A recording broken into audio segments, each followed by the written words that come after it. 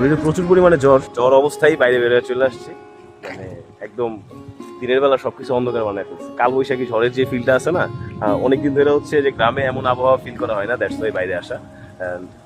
মনে হয় বৃষ্টিতে ভিজতে হবে, আমার জ্বর আবার আসবে।